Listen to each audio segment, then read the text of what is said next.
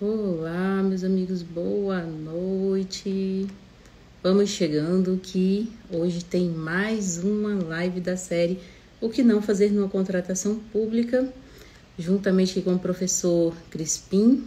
Nós conduzimos esse importante projeto e hoje estamos aqui para mais um episódio, primeiro, na verdade, do ano de 2025, né?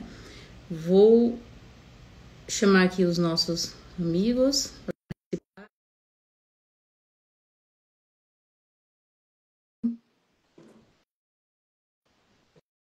Só convidar.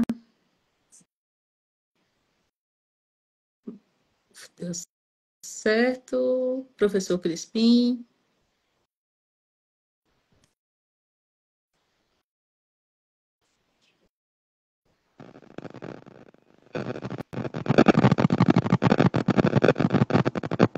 Pronto, professor Leonardo Mota já está aí a postos. Boa noite, Keila, tudo bom? Tudo bem, professor, graças a Deus. Cadê o nosso amigo Crispim? Aqui pra mim tá escura a tua câmera, não tá, Ele não tá não tá aparecendo. aparecendo aí para você? Eu tô lhe vendo. Acho que Tá? Eu tô me é vendo, porque o Instagram tem hora que. então deixa eu sair. Eu vou sair e entrar Tá, novamente. pode ser.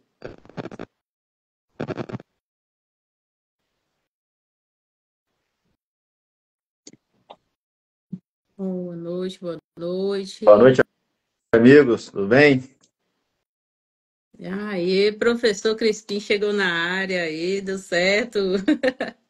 Deu Já tô certo. pronto, professor Leonardo também. Opa, cheguei, Show de bola, sensacional. cheguei definitivamente. Professor Crispim, faça as honras, as apresentações iniciais. Boa noite a todos os amigos aí. Tá tendo uma interferênciazinha no áudio. Agora, vocês estão ouvindo? O meu áudio tá bom? O meu áudio? Tá Deixa. tendo uma interferênciazinha, Tá mesmo, tem tá tendo um ruído. chiadinho. Será que é No meu? Será que é o seu? Eu não sei se é o seu aí. E agora? Melhorou. Melhorou. Boa noite a todos aí. Meu nome é Crispim, estou aí administrando o Instagram Liceu Brasil. Entusiasta da matéria, pregoeiro, agente público, agente de contratação, especialista em administração de contratos, membro da Repalc, e viemos aqui hoje para passar conhecimento para vocês. Vamos nessa, força e coragem. Isso aí. Meus amigos, a gente iniciou hoje a primeira live, né, sobre o projeto, o que não fazer na contratação pública, que a gente já veio trazendo desde 2024, né, professor Crispim?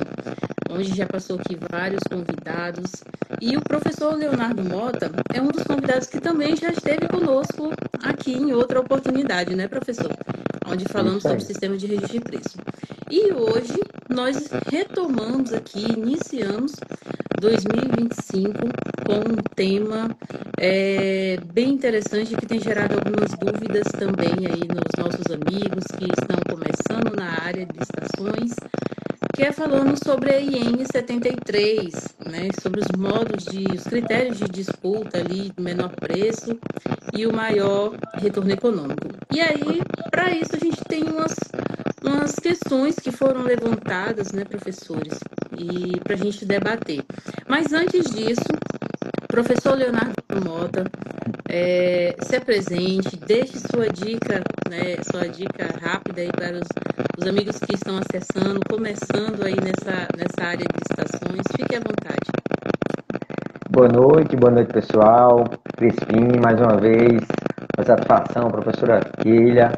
Eu dizer aos amigos que estão chegando agora na live que esse é um projeto fantástico. Novamente, dar os parabéns ao vivo a vocês dois, né? Cada vez que eu tenho a oportunidade de conseguir assistir a live, sempre é com conteúdo de qualidade, com professores de altíssimo gabarito, vamos dizer assim, na área de licitações e contratos. E a primeira dica que eu digo para quem acompanha é acompanhar vocês dois nesses projetos. É não deixar de sempre estar assistindo as lives. Por quê? Porque é uma forma prática de aprendizado, né? O que vocês trazem aqui, o que a gente vai discutir hoje, são questões práticas do dia a dia, exatamente do que não fazer, né? Com dicas do que fazer e, por tabela, não fazer. Então, primeiramente, só agradecer. Sou servidor, para quem não me conhece, sou servidor do Ministério Público Federal na Paraíba. Eu gosto de brincar muito que até o final do ano eu era a conhecida equipe da licitação, né? Equipe de um só. E aí chegou um colega agora para trabalhar comigo. Estou no órgão desde 2011 como titular da parte de licitações e contratos, agente de contratação, supervisor de licitações e contratos, responsável por todas as contratações diretas e ainda acompanho lá a fase de planejamento todo de todas as licitações, todas as contratações com aquele olhar de agente de contratação. Sensacional. Vejo que ele tem gabarito, né, pessoal, para falar sobre o assunto, né? E não é somente você que passa por essa situação de ser uma equipe, né? Então, ainda existe determinados órgãos e situações que você parece estar sozinho, né? Às vezes está, às vezes não, mas assim, tirando a brincadeira, pessoal, é só para descontrair mesmo. Me chamo Keila Israel. Trabalho aqui junto com o Crispim nessa página, nessa luta de levar conhecimento aos amigos que a gente sabe que tem uma certa dificuldade em estar fazendo treinamentos de qualidade. Então a gente encarou esse desafio, né, de realmente levar conhecimento de qualidade aos amigos que estão começando, e é isso. A gente já tem um tempo aí trabalhando na área, sou da esfera municipal, da Prefeitura de Porto Velho, Rondônia, e hoje a gente vai falar um pouquinho sobre esses critérios. Professor, rapidinho, está tendo uma interferenciazinha, né? Vê se é seu som aí. Tenta desligar seu som rapidinho, só para a gente ter ideia.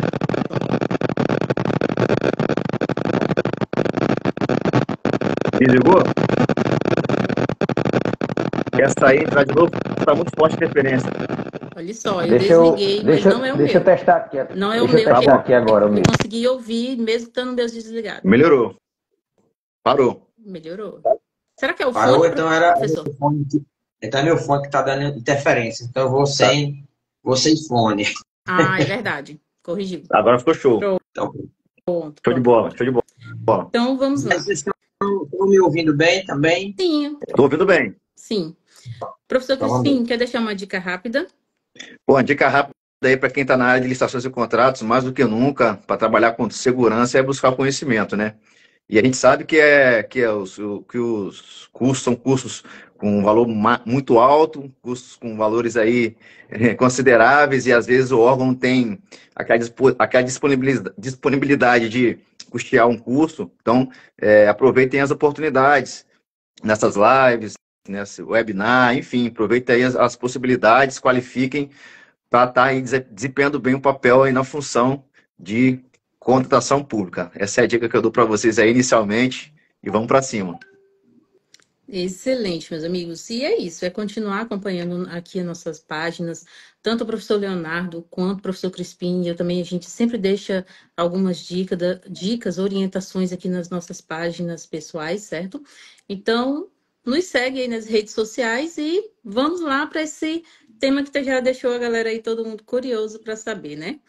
Bom, vamos iniciar aqui com uma pergunta rápida sobre o tema. E, na verdade, antes de eu iniciar essa pergunta, eu vou voltar aqui a fala para o professor Crispim, para ele fazer uma breve introdução sobre esse tema, e aí a gente inicia nas perguntas. Pode ser, professor Crispim? Gente, vamos fazer uma rápida explanação aí sobre o tema? Vamos. Bom, lá, professor. Antigamente, a gente vivia muito ali o pregão no formato eletrônico, principalmente ali o famoso Decreto Federal 10.024/2019.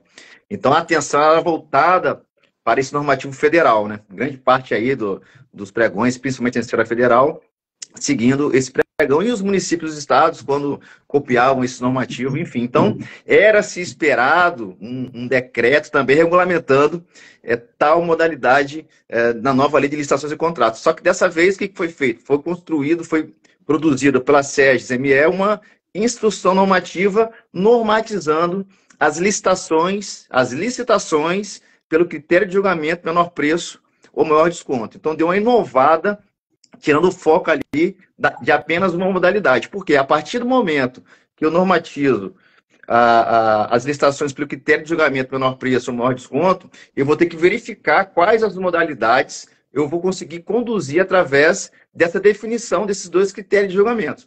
E a própria Instrução Normativa Federal da SERGES 73 de 2022 traz que podemos conduzir, podemos caminhar pelo rito dela utilizando o pregão, né, formato eletrônico, utilizando o pregão, que obrigatoriamente será pelo critério de julgamento menor preço ou maior desconto. A concorrência, quando se definir a escolha pelo critério de julgamento menor preço ou maior desconto, e a própria Instrução Normativa 73 de 2022, na esfera federal, mais uma vez, ela traz a possibilidade de se conduzir o diálogo competitivo na fase competitiva, quando houver a definição pelo critério de julgamento menor preço ou maior desconto, através dessa instrução normativa. E tal instrução normativa, eu achei interessante que ela trouxe no corpo dela o rito procedimental comum, né? Dizendo que primeiro a gente vai ver o preço para depois analisar ali os documentos. E tal instrução normativa, aqui fazendo aqui já adiantando alguns temas que a gente vai desenvolver lá na frente, traz a possibilidade uma manifestação de recurso do julgamento da proposta e uma manifestação de recurso da fase de habilitação. E aí, no momento concentrado, o licitante vai levar ali as razões recursais. Trouxe também aí, importante, né, que sempre tinha aquela questão de conduzir, principalmente o pregão, tá senhores? Essa instrução normativa traz muito do pregão, né? Então, quando a gente conduziu o pregão, tinha aquela questão de lances errados enviados, e aí dá a possibilidade ao licitante de escolher aquele lance, e traz outras questões novas aí que a gente vai debater no decorrer da live. Show de bola, né? Perceberam que a aula hoje, a live hoje, ela está bem técnica. Tem vários assuntos bem interessantes. Então, já pega seu bloquinho de anotação e anota, porque as dicas são práticas, que vai lhe ajudar muito no seu dia a dia, tá bom?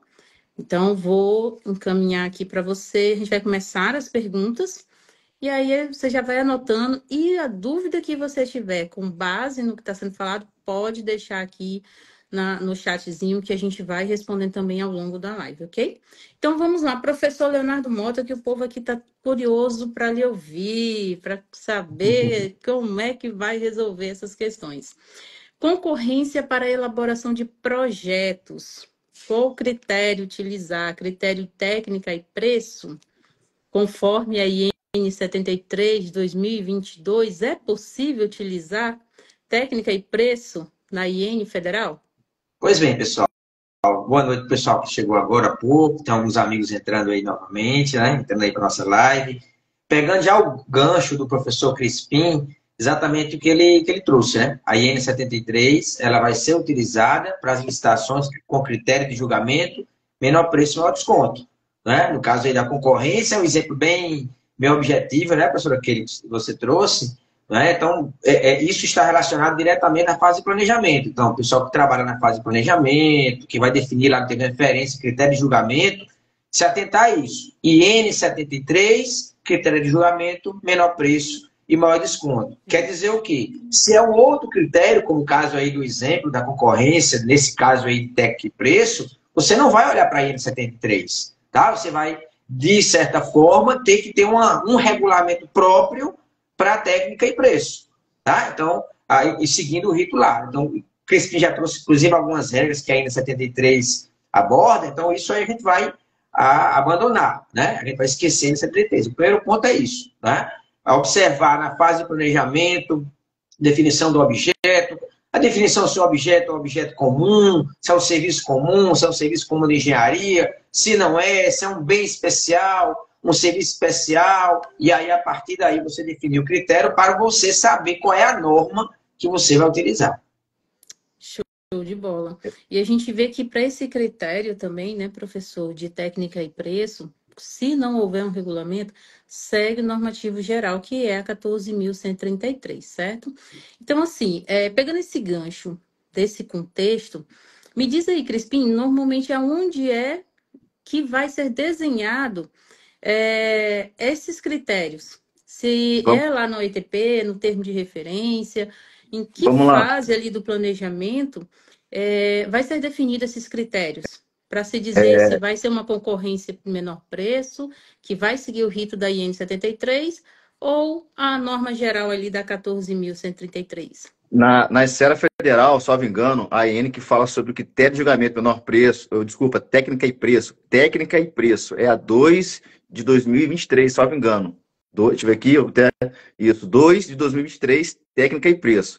Bom, o professor disse aí agora, o professor Leonardo Mota disse agora uma questão importante, que eu já disse em outras lives por aqui, vocês vão achar que estou repetindo mesmo, mas eu digo, que o camisa 10 da contratação pública está no planejamento. Então, o camisa 10 é aquele elemento que está lá na equipe de planejamento, que vai desenhar toda ali a modelagem na sua pretensão contratual. Então, quando esse agente estiver ali no estudo técnico preliminar, desenhando a modelagem que ele vai montar para poder alcançar ali a melhor solução, e ele identificar que possa haver propostas que superem os requisitos mínimos desenhados lá no edital e seus anexos, e essa superação desses requisitos mínimos vai impactar naquilo que a administração está perseguindo, aí tem que se refletir no seguinte: ora, se eu definir preço, só o menor preço, eu posso causar um prejuízo à administração de não alcançar a melhor solução. Então, eu tenho que refletir o seguinte: eu tenho que desenhar um outro critério de julgamento. No caso, eu escolheria técnica e preço, tendo aquela diferença de porcentagem de 30% para preço e 70% para técnica. E aí eu ia garantir que, chegando propostas que superassem os requisitos mínimos desenhados no edital e seus anexos,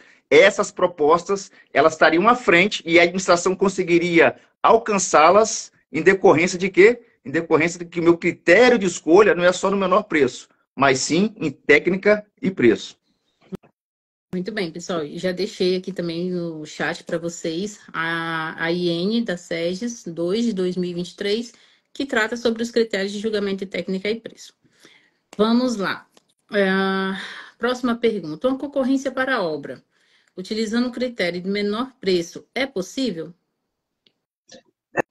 É possível, e aí, no caso, aí pegando todo esse conjunto, né, professor Crispim, professora Keila, que a gente está falando aí agora, professor Crispim foi bem pontual com relação ao ponto-chave das nossas contratações hoje, seu planejamento. Isso vai casar com esse tema, né? Com essa primeira questão lá, que é exatamente isso, né? Técnica e preço, você não utilizaria a IN 73, mas concorrência, menor preço, maior desconto, você utilizará a IN 73. É importante lembrar isso, porque muitas vezes a gente tem... Agora que alguns colegas estão mais se acostumando com as normas, né? Os diversos regulamentos que a gente tem para funcionamento da Lei 14.133. Mas é importante. IN 73, vou usar a expressão que às vezes eu tenho escutado. IN 73 não é a IN apenas do pregão. Isso aí. Não é? A gente tem escutado muito isso. Pessoal, qual é a IN do pregão? IN 73. A IN 73 é a IN para qualquer licitação com critério de julgamento menor preço, maior desconto. Logicamente, se o objeto é um bem comum, é um serviço comum, ou um serviço comum de engenharia, obrigatoriamente eu vou utilizar o pregão e obrigatoriamente eu vou utilizar o critério de julgamento menor preço e maior desconto. Mas você pode ter uma concorrência, não é? Você pode ter uma concorrência que você vai utilizar a IN 73, e Crispim bem trouxe que a própria IN já traz, né? Até mesmo no diário competitivo. Né? Foi mais para pontuar isso aí, porque a gente tem escutado muito. Né? A IN 73 é do pregão, mas também pode ser utilizada, dependendo do critério, para outras modalidades.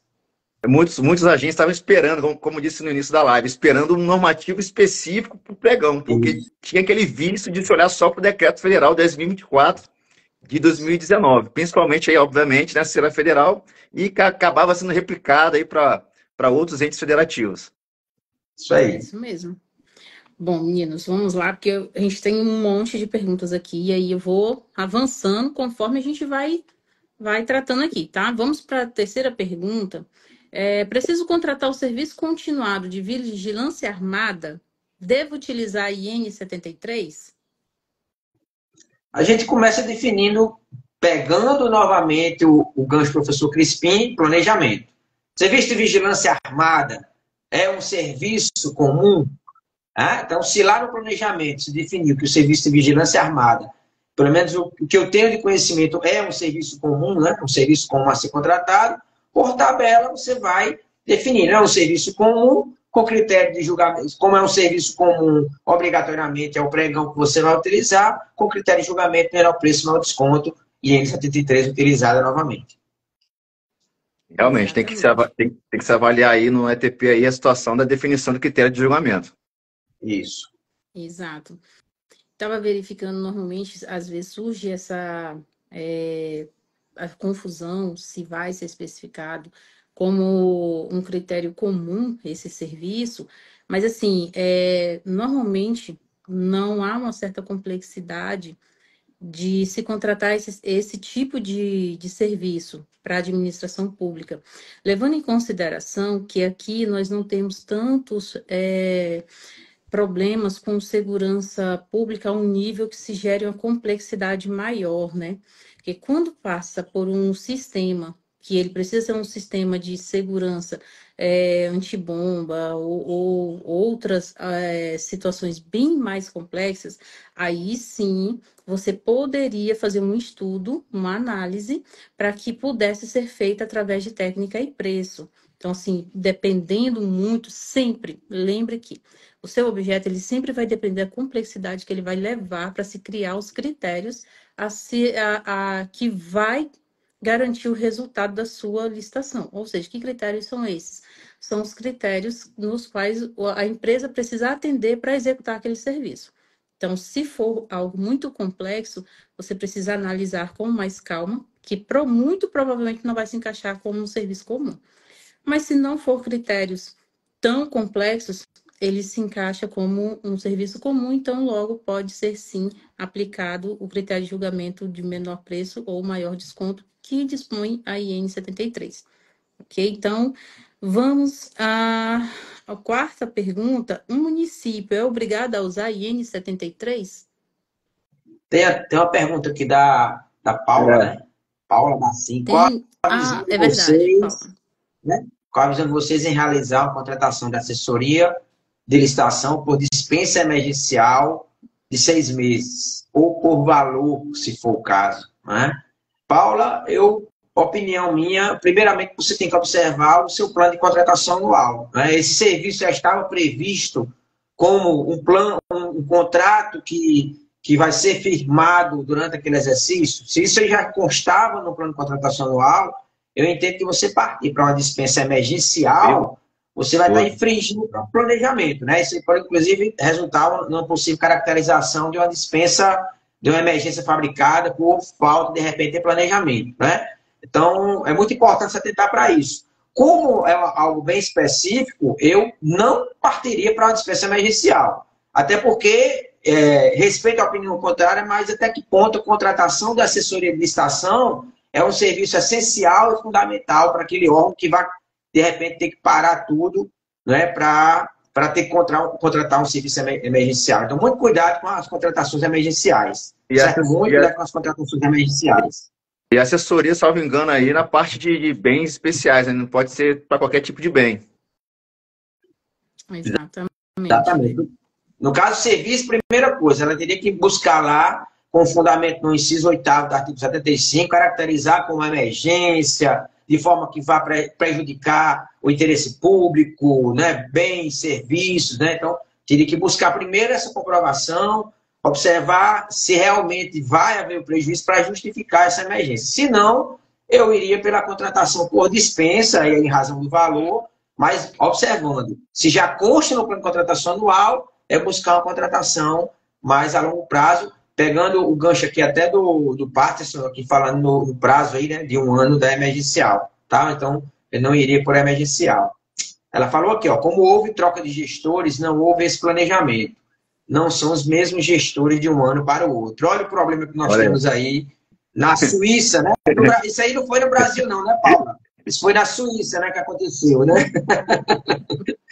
Pois é, Paulo, é aquela história. Você que trabalha na licitação, muito cuidado com a contratação emergencial. Primeiro, olha só, quem for propor a contratação emergencial vai ter que trazer para você que vai instruir o processo civil, até para depois a assessoria jurídica apreciar isso aí, toda a fundamentação. Então, vai contratar por emergência, você vai dizer para a pessoa lá, amigo, ó, faz o seguinte, ó, olha aqui o inciso 8º, artigo 75, você vai ter que fundamentar aqui por que é uma emergência.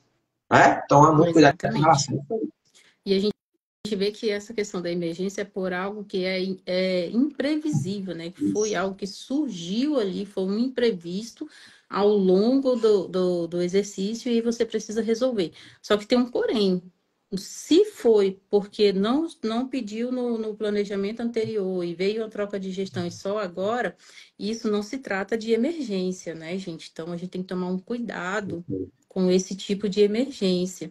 Porque pode ser que seja considerado por um órgão de controle um mau planejamento, né? Então, assim, se for por esse caminho, busque justificativas, respaldo, né, para essa tomada de decisão, antes até de instruir o processo, peça para que o setor requisitante justifique bem, base bem essa questão, para que ninguém lá na frente tenha uma surpresa, né? Então, realmente é uma questão um pouco delicada, né, meus amigos?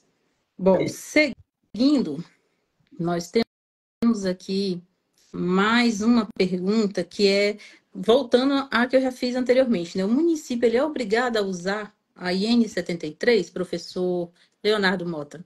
Pois é, a IN 73 é uma norma federal, né? Regulamenta licitações com critério de julgamento menor preço maior desconto lá na esfera federal. Então, obrigatoriamente, os órgãos federais lá vão seguir a IN 73. Município, estado, só irá utilizar caso haja na contratação recurso de transferências voluntárias da União envolvido. Então, a própria IN 73, e isso é bem interessante, porque é uma regra, né? É um texto padrão, né, professor Crispim, que vem sendo trazido desde a legislação anterior, né? O decreto do pregão trouxe, o decreto do regulamento da MRPP trouxe, vários outros decretos vêm sempre dizendo, olha, a norma é federal, mas o recurso é meu.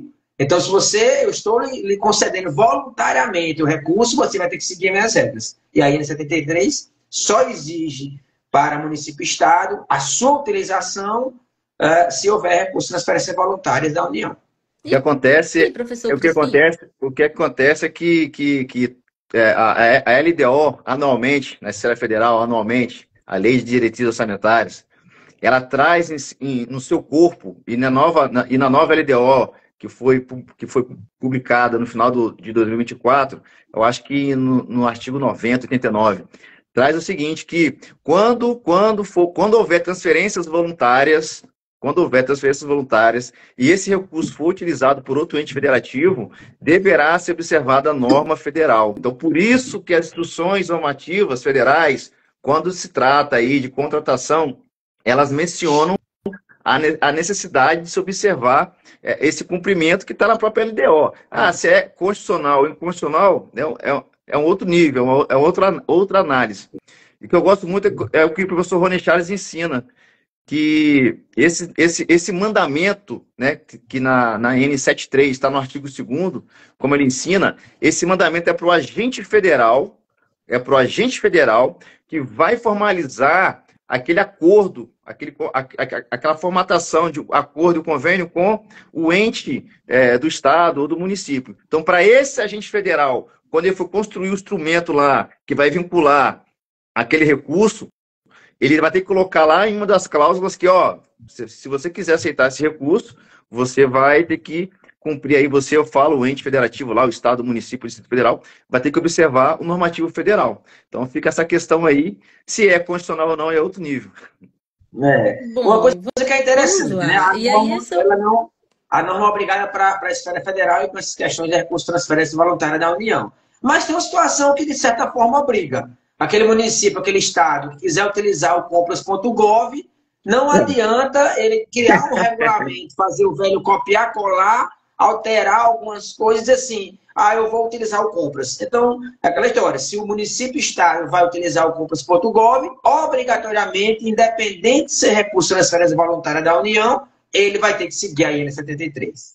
Só para poder dar mais informação aqui, só para clarear mais também para os seguidores aí, existem as transferências obrigatórias, né, as que estão lá na Constituição e decorrentes de leis, e as voluntárias. Mais uma vez, essas voluntárias é quando há um interesse comum, né, um interesse público comum, por exemplo, vai se construir uma ponte que a União tem interesse que aquela ponte se construa. Aí a União ela vai identificar que talvez o município e o Estado não tenham recurso, e aí a União vai transferir recursos para o município, para o Estado ali, realizando esse convênio para poder realizar essa contratação. E aí, nessa transferência voluntária, deve-se observar o normativo federal. Perfeito. Perfeito. Perfeito. E aí observar, né, gente? Mesmo que o município ele crie um regramento diferente, ele vai, o sistema que ele for utilizar, ele vai ter que contemplar essas duas ferramentas, né?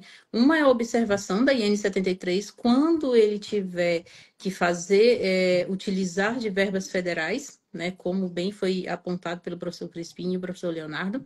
Tem que se atentar às regras federais, porque o próprio IN fala sobre isso, a própria instrução, né, ela cita esse contexto de que se é verba federal, você tem que se atentar às regras federais. Aquela história que a gente sempre brinca, né? Meu dinheiro, minhas regras. Então, você tem que seguir. Vai cumprir um normativo diferente no município, o sistema que você for utilizar, ele tem que andar paralelo aos dois universos. Então, para o município que vá criar algum normativo diferente. Se for aquele que vai utilizar o sistema do compras, não tem jeito, vai ter que utilizar a IN 73, então tem que seguir os normativos e as regras conforme é colocado lá pela IN, perfeito? Então, vamos à próxima. Quer fazer alguma pergunta, professor Crispim? Fica à vontade. Não, pode continuar, vamos embora, para cima. Então, vamos à quinta pergunta. Caso o edital fundamentado na IN 73 exija que as licitantes apresentem os documentos de habilitação juntamente com o cadastramento da proposta, porque o sistema que o órgão utiliza exige, é legal? Essa é uma questão bem interessante. Certa vez eu recebi no meu direct e exatamente isso aí. E aí, com base nisso aí, eu criei até uma enquete dominical, né? Para quem não me acompanha, todos os domingos, já faz mais de 3 anos, eu tenho mais de 200 vídeos gravados, eu criei aquela chamada enquete dominical, né? Os amigos sabem qual é. É um caso concreto, prático, que eu trago lá para discutir, passa 24 horas nos stories, o pessoal marca sim ou não, e durante a semana eu gravo o vídeo. E muitas daquelas enquetes são, muitas vezes, de perguntas de alunos, de casos concretos de aula, ou alguém que veio no direct. E teve exatamente uma situação dessa. Um colega veio no direct e disse, professor, olha só, o órgão está seguindo a instrução 73, né, a IN 73, mas o edital está dizendo que é para anexar, juntamente com a proposta, os documentos de habilitação. Primeira pergunta que eu fiz. Você buscou ver se na fase de planejamento foi justificada a inversão de fases? Não, o rito está o rito padrão do artigo 17 lá da lei 14.133. Não, então não tem como você condicionar uma regra de um certame ao sistema. Né? O sistema está indo de encontro ao edital, que por tabela está indo de encontro à norma, a IN 73, que por tabela está indo de encontro à lei 14.133. Então, pegando novamente o gancho do professor Crispim no começo da aula, onde ele fala sempre, em outras lives também, né, que o camisa 10 é o planejamento da nova lei, até, pessoal, vocês que trabalham no planejamento, definirem e planejar qual sistema que você vai utilizar, faz parte do planejamento da licitação. Né? Para você definir, olha, vou utilizar só o sistema está todo adaptado para utilizar conforme a lei, mas se tem um sistema que ainda está funcionando como a lei, como o decreto 10.024 lá, que exigia anexar a proposta junto com a habilitação, então esse sistema não vai ser utilizado pela 1433, né? A não ser que você vá utilizar a reversão de fase. Então, nesse caso aí, imposição de sistema jamais vai ser regra para a definição de licitação, não é isso? É isso aí, só para poder agregar mais ainda, a gente tem que observar que o rito procedimental comum, que está lá no artigo 8º, salvo engano, da IN 73, e artigo 73, SEDES, tá ok? E artigo 17 da lei 14.133, esse rito procedimental comum, ele vai prestigiar como regra, primeiro a análise do preço, né? Por isso que foi questionado isso aí, por que eu vou enviar documento antes, né? Então, prestigiou-se como regra, primeiro análise de preço, e aí eu estou falando do envio da proposta, estou falando ali do envio depois da disputa, através de lances, tá ok? Para depois se analisar documento, fase de habilitação. Pode haver inversão de fase? Esse edital poderia estar correto? poderia até estar correto, se tivesse, como o professor falou, a inversão de fases fundamentada, indicando a vantajosidade para a administração dessa inversão de fase. E aí sim o licitante ele vai ter que enviar, antes da sessão, os documentos de habilitação e inserir lá no sistema a sua proposta lá no sistema. Tá ok? E aí tem os cuidados, né? E aí para a gente poder desdobramentos, né? Os cuidados do agente de contratação, o pregoeiro, quando inverter as fases. Cuidado é simples, divulgar o dia que for analisar os documentos para que os licitantes tenham oportunidade de se insurgir frente a uma inabilitação. Exatamente. Porque a habilitação vai vir inicial, logicamente a habilitação vem inicial, se for com a base na INA 73, vai haver uma fase de manifestação de intenção de recorrer logo depois da habilitação, né? Essa criação que a INA fez, né? Então, muito importante isso aí. E lembrar o seguinte, né? Que até se seguindo a INA 73 e o compras.gov, hoje, pessoal, vocês não fazem upload de proposta, você apenas preenche campos, né? Preenche campos e hoje está mais travado ainda, porque antigamente o compras permitia no campo do objeto o licitante escrever o que quisesse, muitas vezes escrevia conforme edital, hoje não, hoje o compras inclusive travou, então o campo lá da especificação ele vem com o campo que o agente de contratação alimentou. Então, vamos falar do que não fazer, né? Você que é agente de contratação, não fazer. Não vá pegar aquela licitação de material de construção e que tem lá 50 itens, escolher uma especificação de um item e colocar lá tudo com cimento, como a gente via antigamente no Comprasnet. Quando você via lá 50 itens, eram tinta, massa, mas não, o cara colocou tudo cimento. E por quê? Porque agora o Compras vai apresentar para o fornecedor tudo com cimento. Logicamente, a regra é edital, mas isso aí causa uma confusão. E a gente tem que lembrar que nós, governo, estamos querendo comprar. Então, quanto mais claro o nosso edital para aquele que está nos vendendo, e quanto mais claras as informações do sistema para quem está nos vendendo, há grande chance de nós conseguirmos propostas melhores, que tragam melhor resultado, atendendo esses primeiros do artigo 11, esse é o objetivo, né? Assim, um gancho aí. Essas definições, né, principalmente lá no edital, em termos de referência, e também no próprio sistema, quanto mais claras, precisas, a gente vai potencializar propostas, maior número de propostas. Por quê? Porque o licitante concorrente ele vai ver a especificação ali mais correta possível, né, vamos dizer assim, no sistema, e vai poder formular melhor sua proposta. Então, além de aumentar a competitividade, eu vou prestigiar também a isonomia. Então, o que eu oriento ali, agora um pouco atrás, aos agentes que estão ali no planejamento? Facilite o entendimento de quem for participar da licitação. Tem que ser mais claro possível, para prestigiar a isonomia e prestigiar a ampla competitividade. Isso mesmo. E lembrando assim, como o professor bem pontuou aqui, o professor Leonardo, essa questão do CAT-MAT ou do CAT-CE, busque o código mais que se assemelha ao objeto, ao item que você está pretendendo adquirir ou contratar. Por quê? Porque isso vai facilitar que os licitantes tenham acesso àquela licitação. Então, às vezes acontece lá, você divulgou um edital, apareceu 2, 3 licitantes apenas na sua licitação. Não houve uma disputa como se imaginava. E aí você para e pensa assim, poxa vida, meus preços não estavam competitivos, as especificações não estavam claras, por quê? O que foi que aconteceu? Às vezes foi exatamente esse contexto. Se você pegou um CAT-0 ou um CAT-MAT e botou para os seus 50 itens lá, e o sistema, quando ele gera a notificação para o licitante, ele encaminhou dizendo que era cimento. Mas o licitante que recebeu, ele olhou, não, eu não vendo cimento, eu vendo ali tubos, eu vendo conexões, eu vendo outros objetos. Então, ele acaba não adentrando, não tendo a curiosidade de acessar o seu edital para ler seu termo de referência, para ver as especificações que estão lá. Então, ele deixa de participar daquela licitação, que poderia gerar uma vantajosidade muito maior para a administração.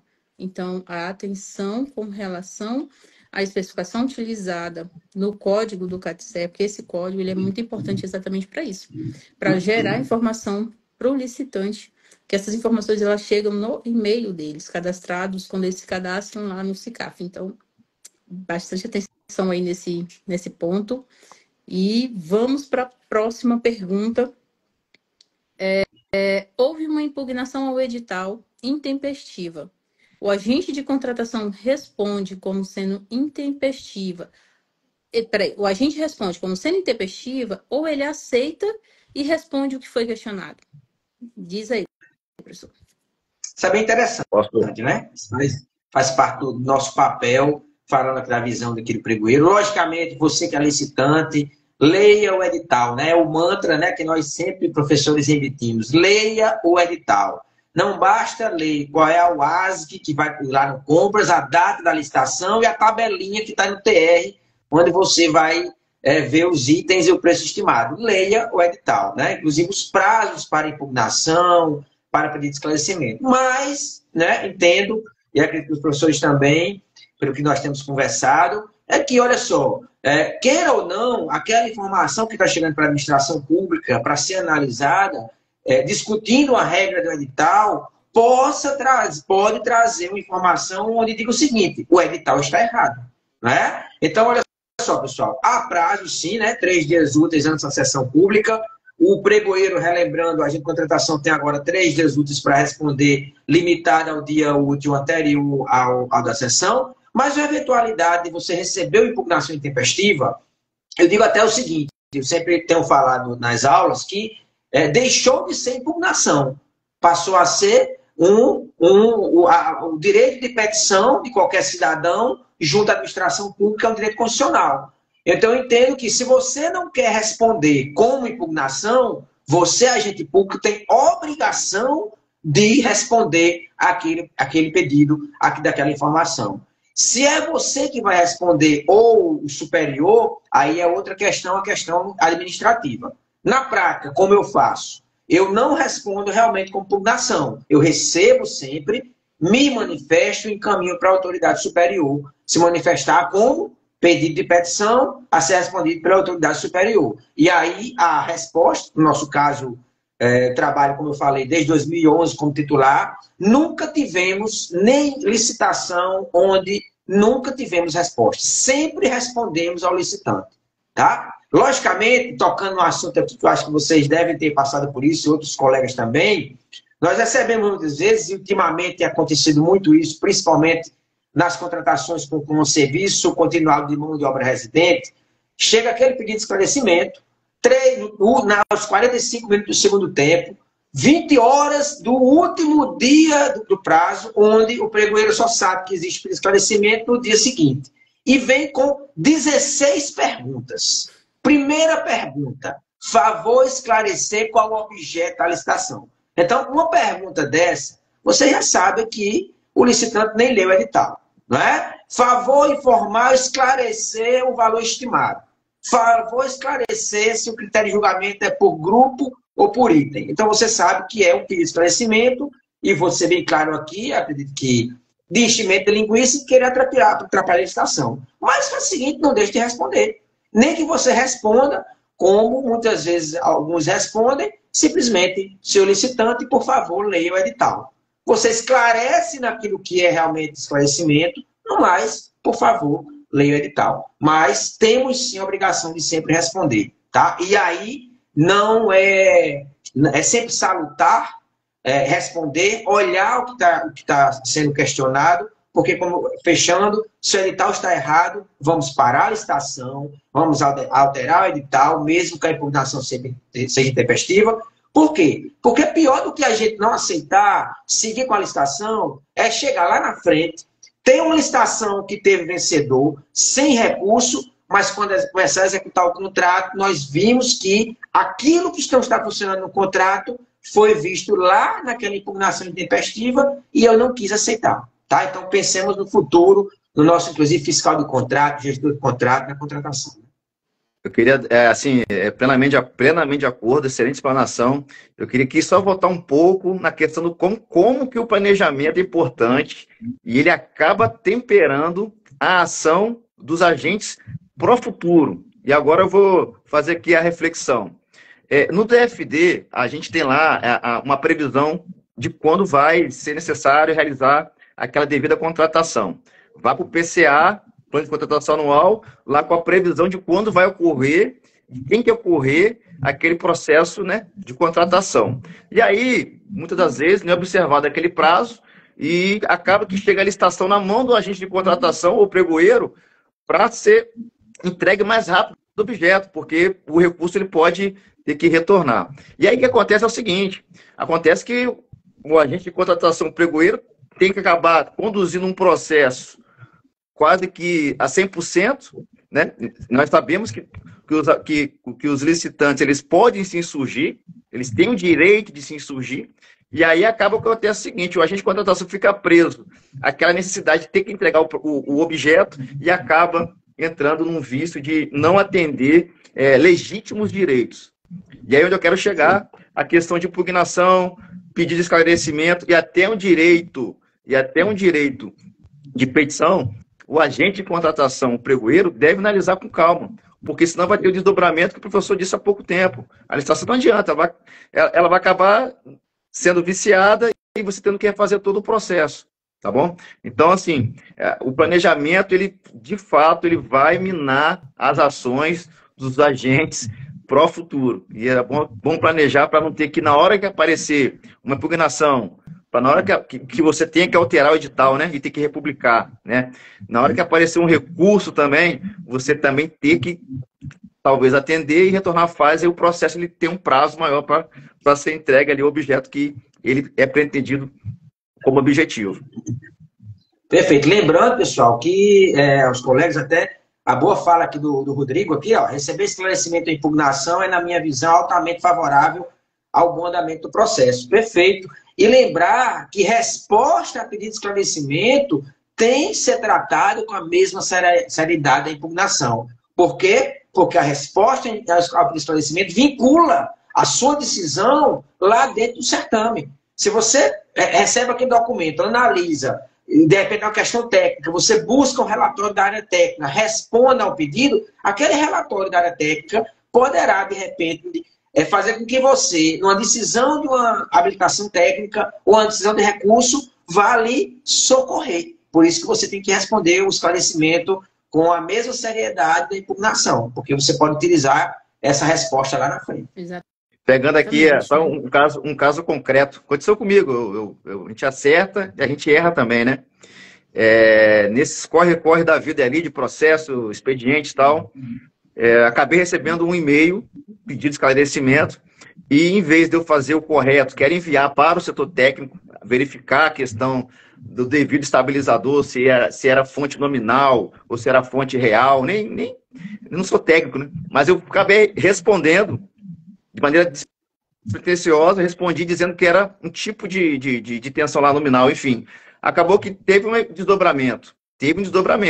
Eu respondi, eu vinculei aquela resposta junto ali àquele licitante. Beleza.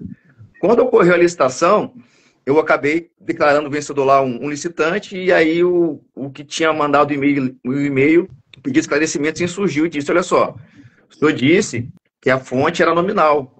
Apresentaram lá a fonte real, e talvez, se fosse real, o meu valor seria menor. E como está lá, é real. Aí pronto, aí como eu vinculei a resposta ali no pedido de esclarecimento, eu tive que fazer o quê? Eu tive que refazer a licitação. Então tem que ter muita atenção. O pregoeiro, ele não sabe de tudo. Chegou determinada demanda técnica, envie para o setor técnico. E aí sim você vai inserir aquela informação lá no sistema, beleza?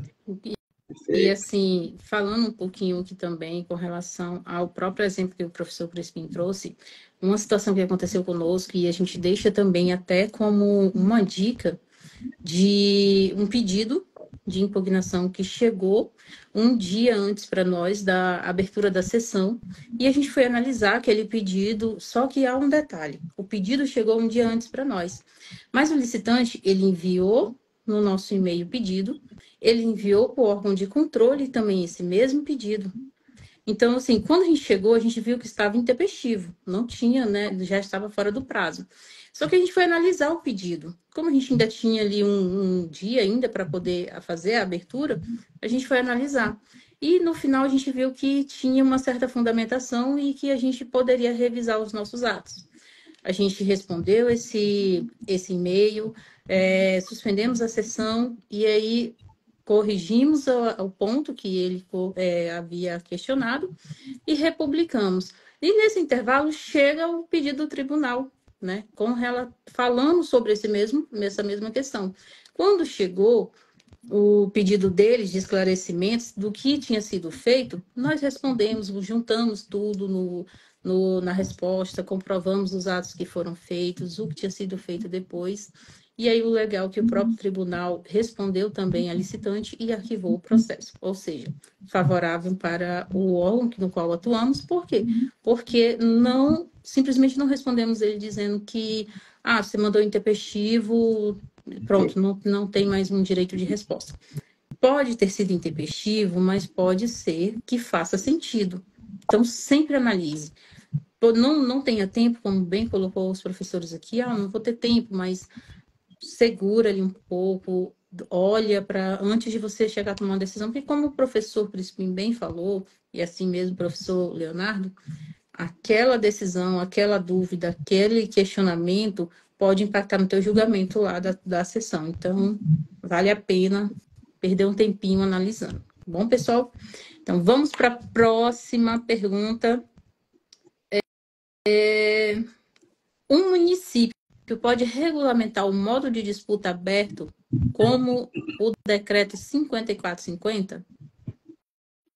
Olha, e aí, professor Leonardo? Posso falar aí? Fala aí, professor Leonardo. Posso falar também? Não, tranquilo. A gente pode regulamentar esse modo aberto? Pode, não é? A gente tem que ver que a lei, né, a lei 14.073 traz essa possibilidade de regulamentação. Então, de repente, o município... Eu vou responder como o pessoal brinca muito, que os advogados respondem. Depende. Não é? Professora Keila? Depende. Por quê? Primeiro, vou utilizar o compras.gov, já falamos. Se eu estou utilizando o compras.gov, não tem como eu fugir da IN 73. Mas eu tenho lá meu sistema, como algumas prefeituras têm, né? Contrata o pessoal da área de informática e faz um sistema próprio. E pode simplesmente dizer, olha, o modo aberto vai ser conforme o decreto 5.450, né? Aquela fase de lance prolongada, com aquele período de 30 minutos ali de finalzinho ali de encerramento. Pode, tranquilo. Né? Os municípios não estão vinculados, como nós já falamos aqui, o professor Crispim bem trouxe aí, a IN 73 apenas quando houver transferência de recursos voluntários da União, ou se eu estiver utilizando o compras.gov, porque aí não adianta eu regulamentar o modo aberto diferente se eu estou utilizando o compras.gov, né? O perguntou, né? Vai regulamentar só o aberto? Não, a ideia é o seguinte, né? Aí por isso que a ideia é que se o município ou o Estado não vai querer utilizar a IN 73, vai regulamentar de uma forma diferente, logicamente vai ter que regulamentar provavelmente tudo, né? O aberto, o fechado, o híbrido, e aí já faz um regulamento completo e parte para um sistema que vai lhe permitir configurar conforme o seu modo de disputa. Só para poder trazer mais informação aqui para o Patterson. Olha só, o que acontece? A nova lei de licitações e contratos, ela possui normas materialmente gerais e materialmente específicas. Nas normas materialmente gerais, só a União pode legislar, só a União. Quando se trata de questões procedimentais, há um entendimento que é uma norma materialmente específica. E aí os municípios, o Estado, o Distrito Federal pode regulamentar até de maneira diferente da União. Só que o que acontece? Como que eu vou regulamentar de maneira diferente da União se a União possui um sistema que já engessou ali os modos de disputa, do jeito que são? Porque o município ele pode criar a forma como vai ser ditado aquele modo de disputa. Só que, veja bem, eu tenho um sistema que engessou, entende? E outra questão, quando eu trato de norma materialmente específica, e é bom que os municípios construam seus normativos, é porque a gente precisa trazer a norma à realidade do município. O município possui um amadurecimento totalmente diferente da esfera federal, a estrutura organizacional. Então, se eu pegar uma IN 73 e jogar para um município aí que não tenha tanto amadurecimento, a probabilidade é de de não desempenhar bem aquela instituição normativa. Então, é por isso que os municípios têm que criar os seus normativos, trazendo a sua realidade ali para aplicar a nova lei de licitações e contratos. Só que, por muitas das vezes, ocorre um copia e cola do normativo federal. E aí, quando você copia e cola o normativo federal, você vai ter que cumprir o que está lá no normativo federal, entende? É um poderado, né? O município pode, não é? Outra coisa que nós temos que lembrar é a questão do mercado, não é? Então, olha só, o professor Crispim matou a charada. Já tem a IN da esfera federal, que já amarra compras, o Patterson está dizendo aqui que já tem uns portais privados que já estão travando também para utilizar a IN 73. Mas, e aí o município tem que pensar nisso também. Não é? Imagina uma IN 73 que é utilizada pela grande maioria, o pessoal já está fazendo copiar-colar, né, professor Crispim? Já da IN 73, ou regulamento apenas informando que vai utilizar a IN 73. O fornecedor, ele vai entrar, de repente, em todos os órgãos federais e ele vai ficar especialista na IN 73. Vai participar da licitação dos estados que utilizam a IN 73 como especialista. Se você começa a ter municípios, por exemplo, 20 municípios, 10, cada um criando o seu regulamento, talvez para o mercado não seja algo salutar. Por quê? Porque aquele licitante que vai vir participar do meu município, ele vai ter que estudar minha norma, aprender minha norma, e de repente aquele bom fornecedor, que ele quer tudo já pronto, que ele está especialista na IN 73, ele vai dizer, cara, é uma norma nova, diferente, não vou para lá não. Então a gente tem que pensar, inclusive, nisso, né? O regulamento é muito importante de acordo com a sua estrutura, principalmente, eu acho que o regulamento da fase de planejamento tem que ser puxado para a estrutura, mas, de repente, o regulamento de licitação que vai mexer no mercado, a gente tem que ter esse cuidado. É possível regulamentar? É. Mas vamos ver se a turma não vai ficar, cada um com um regulamento diferente, tendo que estudar e tendo que fazer curso de regulamento da prefeitura X, né? Curso de regulamento da prefeitura Y, né? Então tem esse lado, né? São várias coisas que a gente tem que pensar que remetem ao planejamento, né? Que remetem ao professor Crispim falou, ao planejamento, né? Exatamente, né? Eu acho que antes de se criar qualquer normativo, o próprio ente ali, o município ou o estado, ele tem que observar as questões de desenvolvimento sustentável, desenvolvimento local, né? Porque se ele pretende criar um mecanismo de acordo com a realidade dele, ele tem realidade ali de bons fornecedores, que talvez, a depender do regulamento que ele vai criar ou das informações nas quais ele vai sustentar nesse regulamento novo, pode não ser mais interessante para aquele bom fornecedor. E aí esse bom fornecedor também já sair desse campo, deixando aquele local, aquela região ali descoberta. Então, assim, há uma certa análise que não se trata somente se eu vou decidir se eu vou usar um modo aberto ou se eu vou usar um modo fechado, mas eu preciso analisar de que forma essa decisão de se construir um instrumento novo, com base na minha realidade, vai impactar exatamente na realidade na qual eu vivo no momento. Né? Então, vale a pena essa reflexão, anote e depois busque mais informações com relação a esse ponto, para que não se tome uma decisão equivocada que, ao invés de lhe ajudar, pode ser que atrapalhe um pouco mais. Né? Então, partindo para a próxima pergunta. Rapidinho, o Rodfer, desculpa eu não ter falado certo o seu nome aí. A N73 pode ser... É o Rodrigo, né? Rodrigo. A N73 pode ser utilizada integralmente dentro da modalidade menor preço, maior desconto, mesmo sendo administração pública estadual? Prezado, a N73, licitações por critério de julgamento menor preço, maior desconto. Se o Estado optou em aplicar a N73, ele vai pegar lá e vai dizer no edital dele, ó, vamos aplicar aqui para essa licitação a N73. O Estado pode escolher, entende? Aplicar a N73.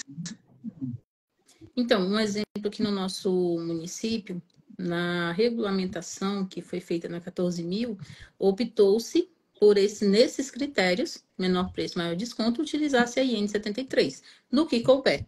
Então, assim, naquilo que nos é conveniente utilizá-la, a administração optou por utilizar, ao invés de criar regulamentos específicos para o ente. Até porque somos aderentes do Compras, né? Que é o Compras Gov. Então, automaticamente, a gente já não poderia utilizar uma regulamentação diferente, como a gente veio aqui conversando, certo? Então, próxima pergunta, tem mais alguma? Meu edital faz essa escolha, então seria isso? O Rodrigo perguntou. Sim, se ele coloca lá no antigo preâmbulo, né? Antigamente tinha muitos preâmbulos. Se ele coloca lá no preâmbulo que vai utilizar a IN73, vai vincular a IN73. E tem que ver também o decreto, tem que ver também um decreto estadual, o que ele diz, né? Vamos lá, tem mais uma pergunta aqui, o tempo está passando e ainda tem perguntas pela frente aqui. No modo aberto e fechado, as empresas que não foram convocadas para a etapa fechada estão desclassificadas automaticamente, professor Leonardo? É um tema quente, né? É um tema quente. Só lembrando aos colegas como é que funciona o modo aberto e fechado. Isso. A fase, por isso que o nome é aberto e fechado, não é? Então, iniciou a sessão pública, o pessoal já entra na etapa de lance. Primeiro momento, nós temos 15 minutos com todos os licitantes dando lances ali. Depois tem um tempo de iminência para encerramento dessa fase aberta de até 10 minutos. Então, é um tempo aleatório que pode se encerrar no primeiro, segundo, no segundo minuto, terceiro minuto. Então, até 10 minutos. Encerrou essa etapa aberta, onde todos estão vendo os lances e tudo mais. O sistema seleciona o primeiro colocado lá, né, por preço, calcula 10% e joga essa turma para dentro da etapa fechada. Por isso que é modo aberto e fechado. Na etapa fechada, os licitantes que foram convocados conforme esse critério de limite de 10%, eles têm uma chance, eu gosto de dizer, uma cartada final durante 5 minutos para estudar, analisar, ligar para o gerente, né? Quem fazia pregão presencial sabe que tinha isso, né? O cara ia dar um lance e dizia, peraí que eu vou ligar para o meu gerente, né? Para dar um lance no presencial. E aí, no final, ele dá uma cartada final. Esse lance no modo fechado, ele é sigiloso. Aí é que está a questão, né, professora Keila e professor Crispim? Imagina que nós temos 10 licitantes disputando. Na fase aberta ali, ficou naquele intervalo de 10% apenas 5 licitantes. Esses 5 licitantes foram para a etapa fechada e, posteriormente, para a etapa de julgamento. Imaginemos que na etapa de julgamento e habilitação, dos 5 licitantes que vão ser analisados, uns foram desclassificados e outros foram inabilitados. E não sobrou mais ninguém. E aí, o que é que eu faço? Morreu a licitação? Acabou a licitação? Os outros 5 que não foram convocados para a etapa fechada estão desclassificados? Recentemente, tivemos algumas informações no Instagram, onde o pessoal passou a informar que, sim, aquelas empresas que não entraram para a etapa fechada estavam desclassificadas. Só que tem um detalhe. Eu, particularmente, discordo, respeito a opinião, mas discordo. Por quê?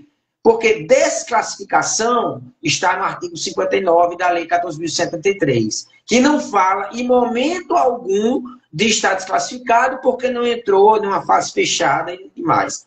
E trazendo para o nosso tema aí, N73, ela não traz, em momento algum, que aqueles licitantes que não foram para a etapa fechada estão desclassificados, né? Então, eu entendo que não. É tanto, né, professor Crispim, que faz pregão no Compras, há sim a possibilidade de, após os 5 convocados serem desclassificados e inabilitados, eu posso simplesmente reabrir a etapa fechada e o sistema convoca mais os outros licitantes lá para a fechada, né? Então, eu discordo que está desclassificado, porque, inclusive, você pode retornar. E mais, dificilmente, eu acho que nenhum edital até hoje vai ter uma regra de desclassificação dizendo quem não for convocado para a etapa fechada está desclassificado, né? Não tem essa possibilidade, né?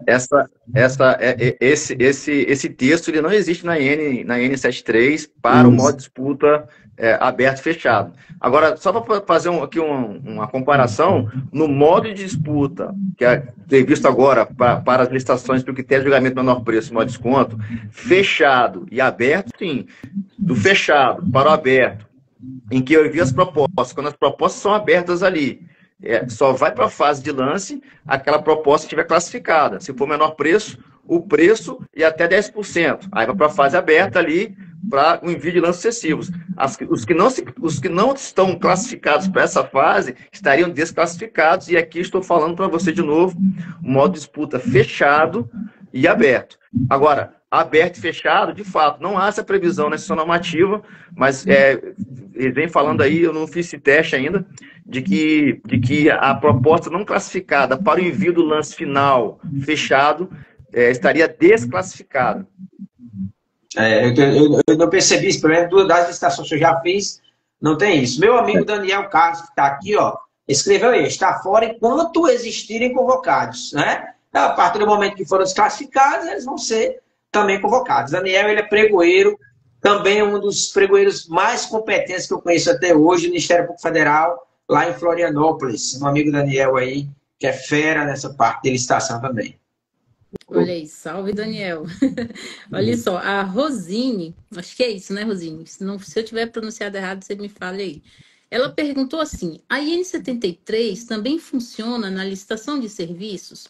Talvez tenha ficado alguma dúvida para a galera com relação ao que é a IN 73, quais serviços ela abrange. Então, assim, pedi agora para os professores fazer uma explanação com relação à IN 73, certo? Para quê? Porque assim, a gente parte do princípio que a gente tem aqui, né, ouvintes que já conhecem da legislação, já manuseia, já trabalha um pouco com licitação, e também a gente parte do princípio de que tem pessoas que estão começando, principalmente agora, com essa nova transição de governo, né? Muitos municípios estão começando, tem pessoas que estão começando na área agora, estão se descobrindo aí na área de licitações. Então vamos lá, vamos fazer uma breve introdução aqui sobre a IN 73, assim, tentar ser bem rápida. Tentar ser, sim, concentrar aqui. A Instrução Normativa 73 de 2022, ela vai tratar das licitações pelo critério de julgamento menor preço ou maior desconto. Licitações, critério de julgamento, menor preço, maior desconto. E aí, como falei, há a possibilidade de utilização do pregão, mas quando eu for utilizar o pregão, eu vou utilizar o pregão menor preço, maior desconto para bens e serviços comuns de engenharia. Bens e serviços especiais, obras e serviços comuns de engenharia, eu vou utilizar a concorrência. E o diálogo competitivo para aquelas situações em que a administração ela não possui expertise necessária para definir a sua pretensão contratual. E aí ela vai ouvir o mercado no diálogo, vai publicar um edital, ouvir o mercado através desse edital publicado, que vai qualificar esses licitantes, vai ter o diálogo, e desse diálogo a administração ela vai construir ali o objeto que ela vai querer entregar. E aí vai publicar um outro edital para ver a fase competitiva. Então, sim, é a N73 para serviço. Serviço comum, pregão. Serviços especiais, concorrência. É isso mesmo, pessoal. Então, se ficou mais alguma dúvida, vocês podem falar aqui. Professor Leonardo também, professor Leonardo, se quiser vontade, pontuar, fique à vontade. Enquanto isso, deixa eu só abrir aqui a próxima pergunta. Essa pergunta também ela é bem interessante e usual no nosso dia a dia. É possível o agente de contratação excluir o lance de um licitante e quando fazer? Professor Leonardo. A inovação da IN 73, né, é a possibilidade do licitante ele excluir o próprio lance. Né? A possibilidade do pregoeiro, do agente de contratação excluir lance já existia. Né? A novidade é a do licitante excluir o seu próprio lance. Falando da visão do pregoeiro, muito cuidado. Tá? Muito cuidado. Então, temos já a jurisprudência do TCU que sempre amarra, e tem uma expressão que a jurisprudência do TCU reforça. Vai excluir o lance se o lance for manifestamente inexequível. Né? Então, um exemplo lá, estou na licitação onde a turma está disputando em R$900 mil. Né? E, de repente, alguém deu um lance de R$90 mil, para mim, e R$90 mil é manifestamente inexequível. Então, é possível? Sim. Tá? É possível, sim. Mas, muito cuidado. Cuidado também, eu entendo, em que momento você vai excluir. Por quê? No modo aberto, onde você tem lá, né, o pessoal disputando aqueles 10 minutos, depois a licitação, depois os últimos 2 minutos, se houver um lance, a sessão pública vai sendo prorrogada. Se você exclui um lance ali, você tem a oportunidade de dar a oportunidade àquele licitante dizer assim, não, o meu lance é esse mesmo. E ele repetir e ele corrigir até o lance dele. Mas se a gente for para o modo aberto e fechado, eu entendo que a etapa aleatória, aquele tempo randômico ali de até 10 minutos, há um grande risco se você não tem certeza que o lance é manifestamente inexequível. Por quê? Porque você pode estar afastando o licitante, excluindo o lance dele, e de repente o lance dele estaria errado, e de repente, quando ele for dar o lance, o sistema encerrar o tempo aleatório. Não é? Então, é possível? É, mas com todo cuidado possível. Agora tem um detalhe, né? Inclusive, se você deixar de excluir, principalmente pelo modo aberto e fechado, você pode trazer um sério prejuízo para a licitação. Tem o outro lado da moeda, que inclusive foi abordado em uma situação, um caso concreto pelo Tribunal de Contas da União, no modo aberto e fechado. Né? Nesse exemplo que nós falamos agora, licitação com valor estimado de 900 mil e o licitante dá um lance de 90 mil. O pregoeiro é aquele que ele deixou a etapa de lance ocorrer e ele foi pegar uma bolacha Maria com café. Lá na Copa, no terceiro andar, onde ele trabalha no quinto andar. Quando ele voltou, a sessão terminou. E aí, de repente, o que aconteceu? O cara tinha dado um lance de 90 mil e aí prejudicou. Por quê, professor? Por que, professor? Crispim prejudicou no modo aberto e fechado.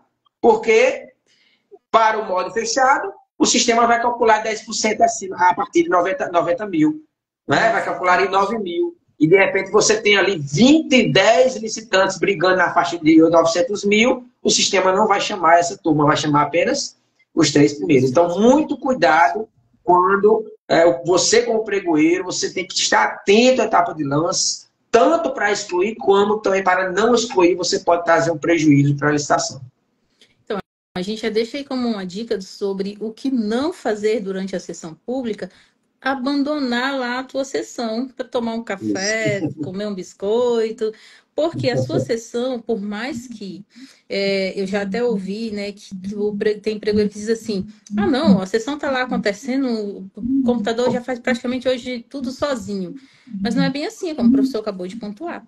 Pode acontecer um imprevisto, uma situação que precisa da sua intervenção e da sua atenção. Então, se não estiver atento ali naquele momento, você pode estar prejudicando a vida lá de um fornecedor, de um licitante que por um equívoco, porque todo mundo está sujeito a erro, né? Por um equívoco esqueceu um zero. E um zero impacta demais ali no resultado da licitação, certo? Então, a atenção, ela é imprescindível. Dá uma dica aqui, dá uma dica aqui, o que acontece? Às vezes o agente de contratação, o pregoeiro, ele não tem assim, a certeza absoluta no modo de disputa aberto, o modo de disputa fechado e aberto, que aquele lance ele seja absolutamente, vamos dizer assim, inexequível. Então, inexequível. Vamos supor que está a disputa ali, você fica, esse lance aí está meio complicado, e aí? Bom, terminada a fase ali dos envios de lance, se houver uma diferença de 5% entre o segundo e o primeiro, maior do que 5%, você reabra ali a disputa para todos os licitantes, exceto o primeiro, para que eles melhorem e qualifiquem melhor os seus preços ali. Porque talvez o preço que estiver ali provisoriamente vencedor seja um preço irresponsável. Então, utilize os instrumentos, os mecanismos para ir reduzindo o risco, tá ok? Perfeito. Partindo, próxima pergunta. Verdade, esqueci de registrar aqui a presença dos amigos do professor Sérgio. Professor Sérgio Berílio. A gente viu que também a coordenação do Pregoeiro Summit, né, também está aqui acompanhando junto conosco. Inclusive agora em fevereiro, né, professor Crispim?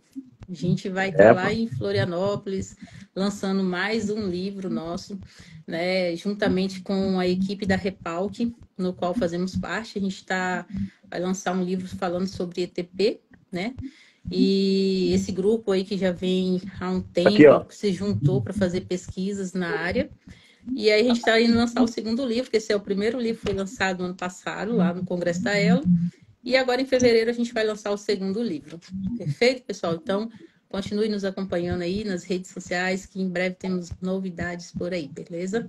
Então, vamos para a próxima pergunta. Se o edital trouxer percentual de referências para a definição de valor inexequível, o agente de contratação já pode utilizar a regra do edital e desclassificar? Então, posso, professor, vai?